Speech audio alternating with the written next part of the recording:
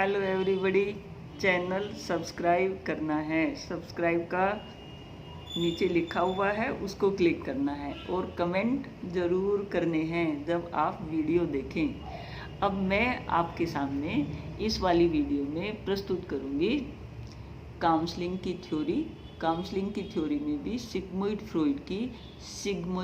Freud ने psycho analytic therapy जो है अपना सिद्धांत दिया था। साइको एनालिटिक थेरेपी के नाम से जाना जाता है।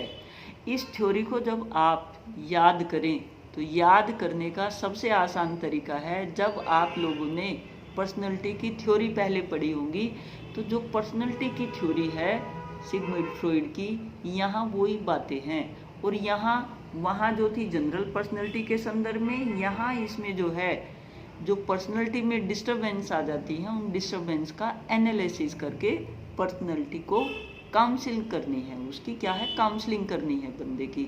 तो जो सिगमुंड फ्रॉइड हैं ये कहते हैं, इन्होंने जो अपनी थ्योरी बताई थी उसमें क्या थे, इनके 6 शब्द थे, इड, ईगो, सुपर ईगो।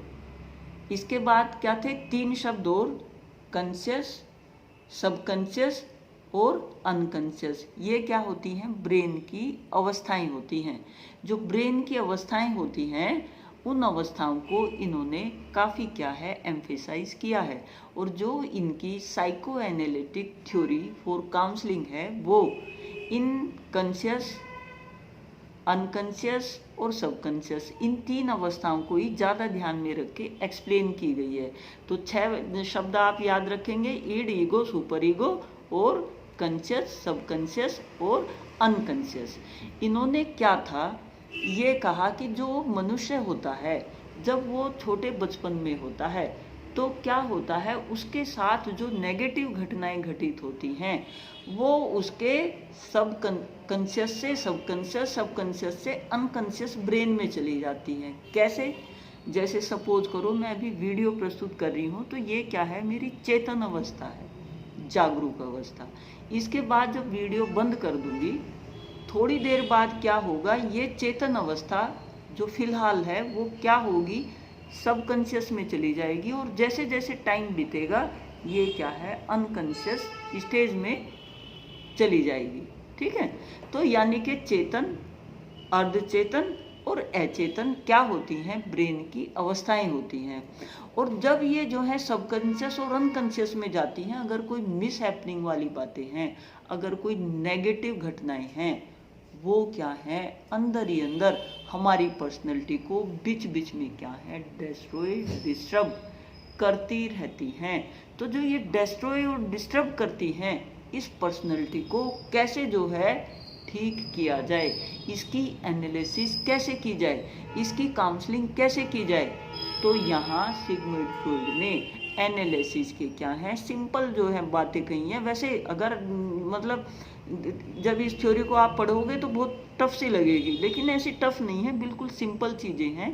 6 शब्द याद रखो और इनके हिसाब से इन्होंने क्या किया है, इन्होंने कहा है कि जिस भी बंदे की क्या है काउंसलिंग करनी हो उसको क्या है उसके साथ फ्री एसोसिएशन, जो काउंसलिंग करने वाला है उसके साथ एक फ्री एसोसिएशन सेट करे। यानी कि अपने आप तो जो है पीट करके बैठ जाए और बंदे को कहे कि तुम बोलो, सब बचपन से लेके जितनी भी तुम्हारी जो है फीलिंग है, जितने भी तुम्हारे जो है नेगेटिव थॉट हैं, वो सब जो घटनाएं घटित हुई हैं वो सब क्या है आप बोलते रहो।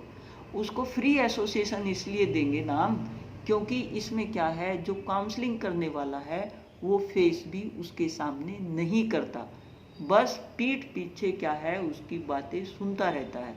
क्योंकि कभी क्या होता है फेस टू फेस हम कुछ चीज़ें, घटनाएं एक्सप्लेन करने में असमर्थ महसूस करते हैं, जिसे वो मतलब कोई उसमें हेजिटेशन ना हो, तो फ्री एसोसिएशन उनको छोड़ दिया जाता है। फ्री मतलब 1 दफ़ा नहीं, 2 दफ़ा, 3 दफ़ा, 4 दफ़ा सीटिंग करके 1 दिन ना बता पाए, 4 दिन, 5 दिन, 10 दिन, वो जितना लंबा टाइम लेना चाहे उतना लंबा टाइम ले। तो जो यहाँ अनकॉन्शियस और अनकॉन्शियस में जो चीज़ें हैं, जो स्टेज है वो निकल के क्या है बाहर आती है। यानी कि जो ब्रेन में जो बोझा था ब्रेन में जो चीज़ें जो हैं दब गई थी, मतलब अनकॉन्शियस स्टेज में जो चली गई थी, वो क्या आती है, बाहर आती है। तो जब वो चीज़ बाहर आती है तो पर्सनैलिटी में जो नेगेटिविटी है वो अपने आप ही क्या है, सॉर्ट आउट होने लगती है।